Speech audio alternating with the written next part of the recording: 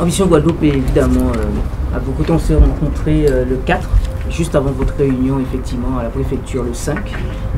Donc nous étions engagés à vos côtés, en tant que nouvelle force politique et citoyenne, on s'engage à vos côtés pour tout ce qui est au niveau de la communication auprès de la population. Et on vous félicite tous de cette volonté que vous avez de vouloir communiquer avant de tenter encore une nouvelle fois, effectivement, avant de fermer vos rideaux.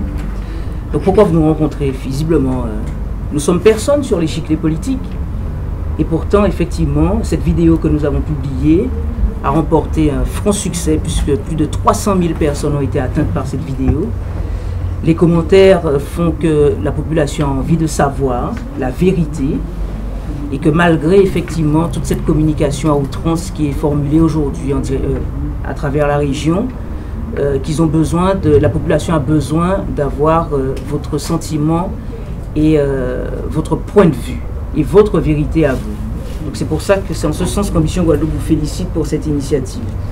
À côté de ça, on apprécie aussi le fait que vous puissiez souligner que vous ne faites pas, vous, de politique.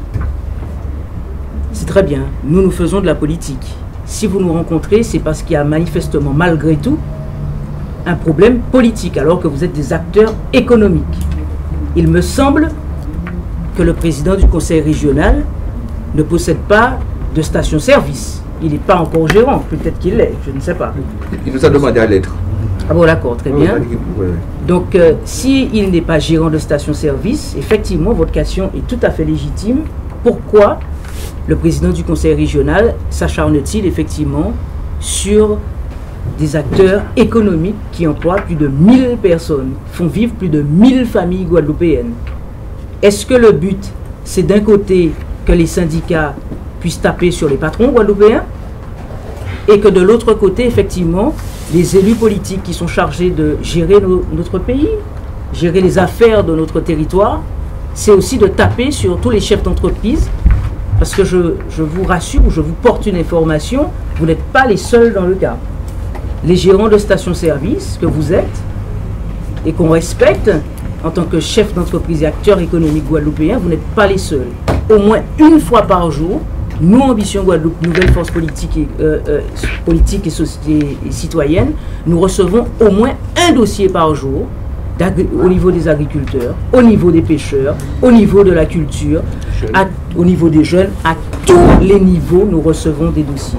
C'est signe qu'il y a un problème politique en Guadeloupe aujourd'hui. Et tous ces acteurs que nous avons rencontrés, sans exception, visent la région et le président du conseil régional particulièrement. Alors vous avez de l'autre côté, effectivement, le président du conseil général qui essaye de faire consensus. C'est une très bonne chose, mais qui avance, évidemment, que vous avez rencontré. Donc j'ai entendu son propos lors de vos premières rencontres, mais le lendemain, j'ai bien entendu aussi, et notamment sur RCI, les journalistes ont bien pris soin de dire qu'avec réserve, avec, comment ils ont dit ça, je ne sais plus, au niveau de RCI, en tout cas, qui faisait attention à avancer doucement. Donc il avait déjà peut-être révisé sa façon de voir les choses. Donc est-ce qu'effectivement, en Guadeloupe, on fait un consensus, nous qui finalement, toutes les décisions sont votées à l'unanimité, que le pays finalement, il est dans l'état dans lequel il se situe? Ou est-ce qu'effectivement on met des dossiers sur la table et on demande à la population effectivement de bien analyser avec les acteurs concernés et notamment votre filière ce qui se passe réellement? Donc nous sommes prêts, oui, et on le fait déjà. On vous accompagne dans cette démarche. Il faut savoir que le président du conseil régional, à titre personnel, il n'y a pas un jour où il ne fait pas une manifestation.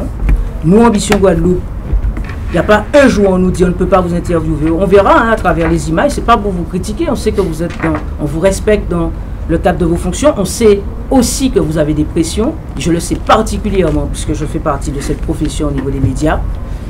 Mais quand on me donne pour réponse, on ne va pas vous interviewer ou on ne va pas vous montrer à l'image parce que vous êtes engagé dans les élections départementales, il y a un problème manifeste où le président du conseil général et le président du conseil régional aujourd'hui en permanence font de la politique dans le cadre des départementales et que personne ne trouve rien à redire. Je m'interpelle quand RCI, particulièrement ce matin, passe à 7 heures le communiqué de presse de Victorin Lurel, je m'interpelle encore quand ça passe dans les 2 îles à 8 heures. Quel est l'intérêt de parler effectivement des gérants de stations-service? C'est quoi le deal? C'est quoi le problème? Alors qu'on nous interdit de prendre la parole, qu'on ne nous invite pas dans les plateaux TV pour pouvoir garder effectivement cette ligne. Donc oui, je comprends, on comprend effectivement votre inquiétude. Et vous avez raison de faire cette grande table ronde vendredi. Vous avez raison d'inviter tous les acteurs. Vous avez raison d'inviter tous les partis politiques. Je vais même plus loin, je vous le suggère devant la presse. Dans ces élections départementales, vous avez plus de 320 candidats, puisque ce sont des binômes de 4. C'est bien ça? Si je ne me trompe pas. Ouais. Je pense que vous devriez, enfin, on suggère que vous puissiez inviter ces 320 candidats qui souhaitent effectivement diriger le pays Guadeloupe. Faut se dire, vini, tant qui problème à essence. Puisque c'est pas autre paix, nous pas attendre autres assis bon sujet qu'a concerné, parce que l'IREL finalement qu'a fait autre paix, on prend aussi nos responsabilités. Hein.